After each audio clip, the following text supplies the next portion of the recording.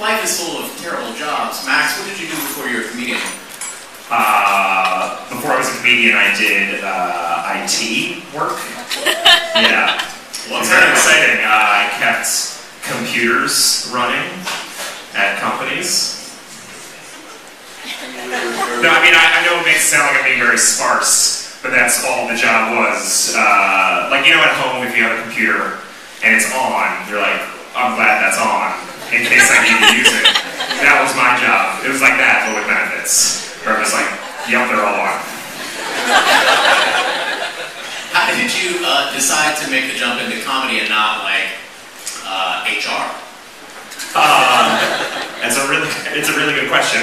Because HR was always sort of my hobby, but then I was making a lot of money at comedy. I was like, it's time to give up the dream and just go with what's easiest. So I want to buy a house one day, so comedy it is.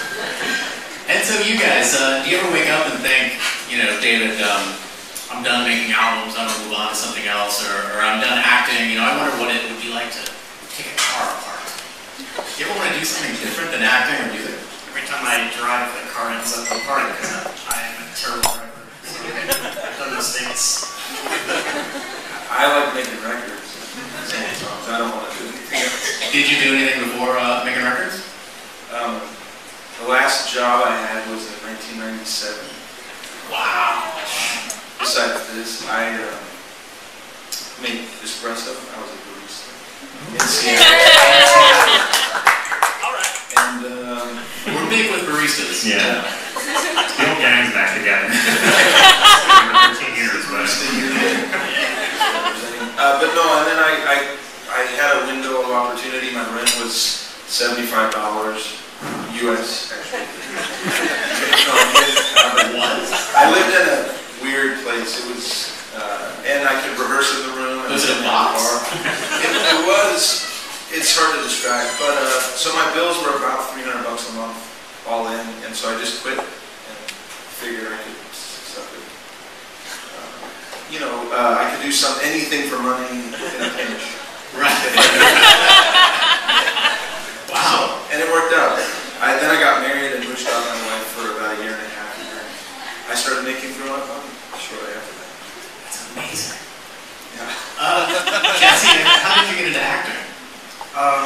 Well, when I was younger, to avoid going to school, I did like community theater, so I don't have to like Pinocchio. I did Oliver. Oh, like the big. Oh, no, I didn't perform in Pinocchio, but the inspired by it. Yeah. Pinocchio was kind of from school to be an actor. I was never kidnapped by. So I did community theater, and then I really wanted to be famous, so I started acting in movies. That's the secret, everyone. This show has been well worth your ticket.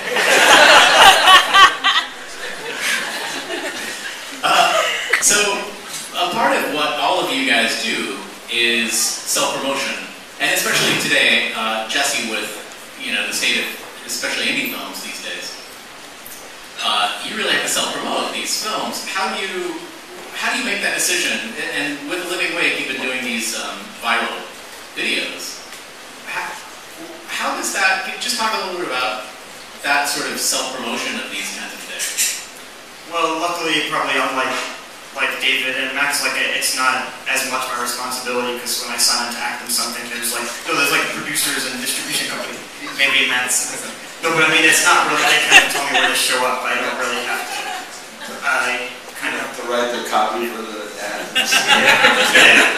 How many Facebook events do you make per week? Would you say? Invite people to see your movie. Yeah, I'm really, frankly, embarrassed by the whole the publicity tour thing. Right. I am uncomfortable with it. Maybe I don't want to speak for you guys. I just mean as an actor in it, I have a lesser place in terms of the promotion of the whole thing. But if you like a movie, you want to be, you feel comfortable promoting it, which is not always the case, though. Right. And you have freedom to do that too because you're not like the original creator of the work. So you say, oh, the writing is great. Yeah, exactly. You can more modestly promote it. Or if I do that, I just look like a dick. I think it's so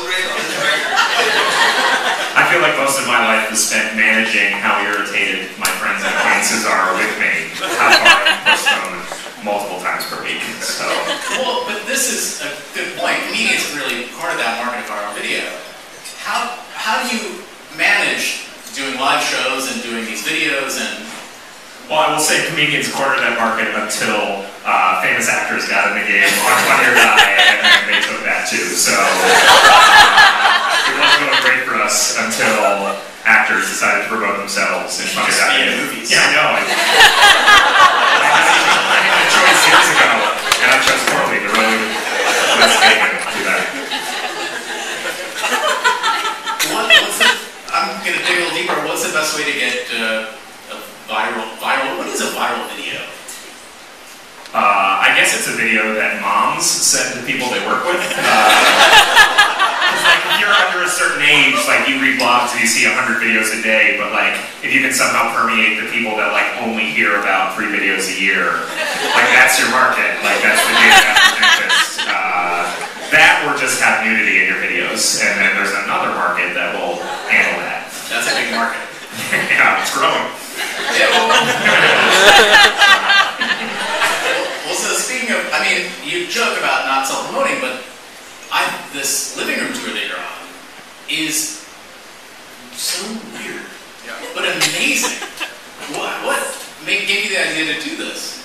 It was the opposite of promoting, actually. The record label wanted me to not tour at all until the record Pressure Branches came out in September of '09. So I had about 6 or 8 months where I needed money, I needed to work. And so we came up with this house show idea because it was under the radar. And it was basically I could go and play music for people who were already aware of what it was that I was doing and were dying to see more of it. And I was dying for them to pay me to see more of it. And that's it. We contacted the label and they said, yeah, that seems okay. So how do you book those events? We have an email list and a website, and we just put out to the email list, hey, does anybody want to host this dude at their house? And well, so you must get 1 million emails. I'm not sure. I have other people that handle that. And honestly, with Facebook and we're in the wrong game. Yeah, right? Fake radio. I thought it would be much bigger. MySpace and Facebook, I begged my manager to not have a MySpace page or a Facebook page because I don't have the capacity to personally deal with that. Like I'm right. really overwhelmed with 2 kids and whatever. But he insisted that no, that you have to have a MySpace page and a Facebook page. So he actually, if anybody who's hearing this and thinks that I'm on Facebook, I'm not. Just simply, I'm not on Facebook. Dreams dashed. I do tweet like once every 6 months. We're friends on Facebook. But my manager tweets and does Facebook posts sometimes as me, and yeah, it's real. Because he believes, and I trust him, that it's a major component of any promotional sort of presence, but I can't deal with it. It's administration, right? And do you have people to do your administration? Yeah, a lot of pretty big staff. We call them the street team.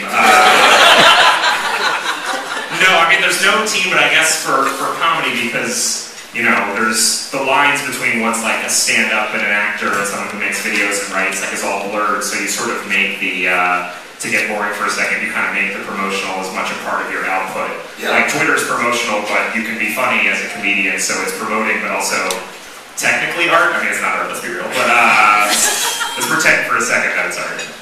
Well, it's entertaining. Yeah. That's the same thing, right? Yes. Okay, good. You are correct. Good. I think it's time for Act 1 of Radio Happy Hour. You guys ready to act a little bit? Yeah. Hey, Skibby Act, what's this happy hour called? It's called Bobblehead. Well, let's do it, shall we?